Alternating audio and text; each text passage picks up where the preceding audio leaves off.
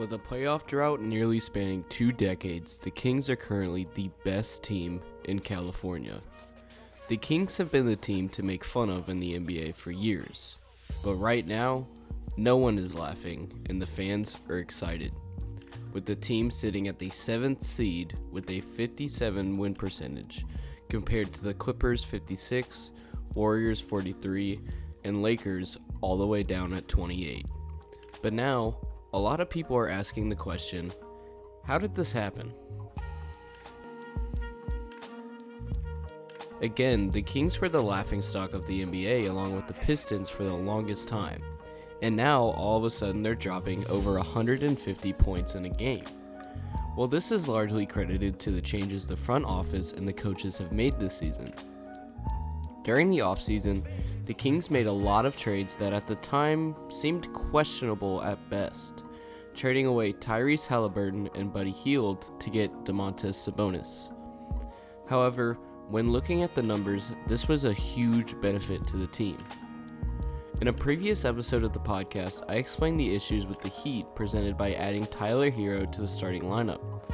By having De'Aaron Fox and Halliburton in the lineup, it was a similar issue. Both were taking touches away from each other, which led to both points per game decreasing and overall affecting the team's efficiency. The same can be said with Buddy Hield. Buddy Hield didn't do much to share the ball, but got rebounds for the team and scored on his own. With the removal of these players, the ball is shared more with Fox and opens the floor up to pick and rolls with Sabonis, going from 20.6 points per game to 27.8 points per game, and 5.1 assists to 6.2 assists. However, when hiring new coaches, the team wanted to stop leading into pick and rolls as much. With Mike Brown as head coach, he expressed the importance for several things being his main goal: build a culture of leadership, everyone knows their role, and to share the ball around. And so far, that's exactly what he's done. Currently, the Kings are 4th in points off cuts and are actually the top team in points per game this season, moving much more efficiently off the ball with De'Aaron Fox doing less pick and rolls. The team has added more depth with pretty much everyone on the team getting minutes. Everyone on the team is also recognizing this and understanding their role just like Mike Brown wanted. What do you think's allowed your guys' offense to click so well recently?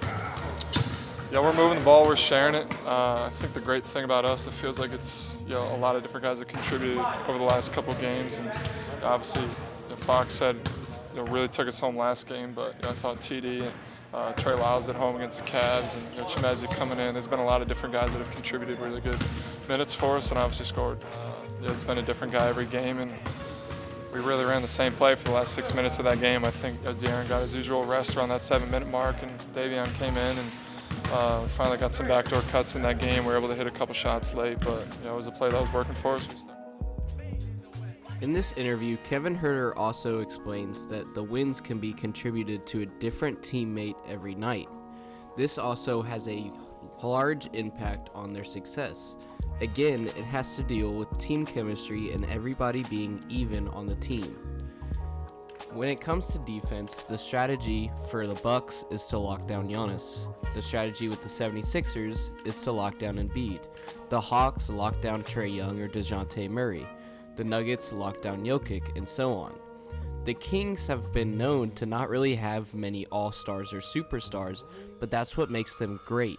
Everybody has an even role and everybody can contribute to a winning team. Ball movement and teamwork are the keys to this success, with constant movement on the offense and a deep bench. Now, we've already seen this method show success in the past. We see this same sentiment carried by the San Antonio Spurs, a culture built behind family and team. In 2014, our most successful year, the entire game plan was sharing the ball and moving around. After those years, we sort of let it go on the wayside with DeJounte Murray, but now we're sharing the ball again with our rookies and spacing the floor, leading to Spurs wins earlier in the season. The Kings are implementing these same ideals and it's showing success. Don't believe me? Even Mike Brown himself said he learned a lot of these lessons that he's implementing from Popovich and Tim Duncan. I'm on him. I'm stomping my feet sometimes and yelling, and I'm going right at him at timeouts, and he doesn't waver. I'm extremely impressed with that. He looks me dead in the eye, and then 99% of the time he goes and responds the right way. That's hard to do, you know, especially when you have a guy like me that's just, you know. But I have a lot of respect for him to be able to handle that. When he does that, it allows me to coach as hard as I want the rest of the group. And so I take my hat off to him for providing that for this team. Is he totally receptive to all of what you're doing? Because it feels like he is. Yeah, I mean, I feel like he is. And again, quick story on that. I might have told you guys this, but when I was an assistant with the Spurs, Pop, towards the end of the year, he used to always say to our group that I got to thank Timmy. And I remember my first show, I'm like, what do you need to thank him for?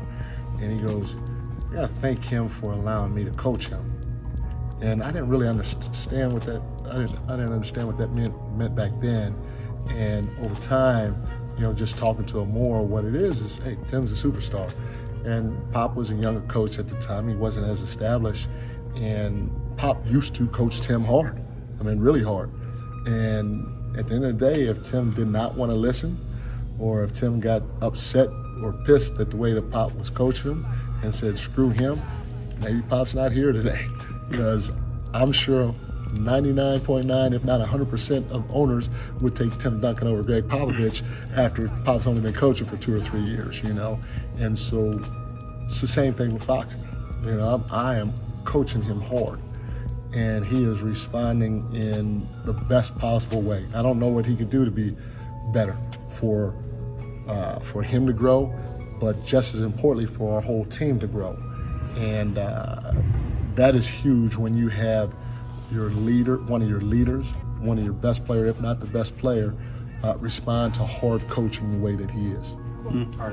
Mike Brown, much like many coaches nowadays, used to work with the Spurs. Coach Pop even helped get Brown the job with the Warriors after Steve Kerr's experience with Pop. After the Spurs played the Kings, Popovich even praised Mike Brown and the fact that he's bringing a real team together of players working in unison, similar to the glory years of the Spurs before, and it's truly something amazing to see. Surprisingly, with everyone asking if the Kings will make the playoffs, I haven't seen anyone talk about their upcoming schedule. In my opinion, with the teams the Kings have already beaten, there are 4 teams that will have the most difficult time: the Bucks, Celtics, Hawks, and Trailblazers. In their upcoming schedule, the Kings only have to play these teams a combined total of 8 times. If the Kings keep this pace and the win streak going, they could easily end their playoff drought with them again already sitting at the 7th seed currently. While I may not be from California or a Kings fan, this would be very exciting to see, and they have the pieces and the mindset to get it done. Anyways, I hope everybody had or has a wonderful Thanksgiving as well, and spend some time with your families and have a good time. This will either come out the Wednesday before or the Friday after Thanksgiving. So again, I hope you all had a wonderful holiday if you live in America or you celebrate Thanksgiving elsewhere. Please like and subscribe, share the video around, all that cliche YouTuber stuff, as it really does help me out. And I will see y'all in the next one. And to all the Kings fans, it's time to lights that beam!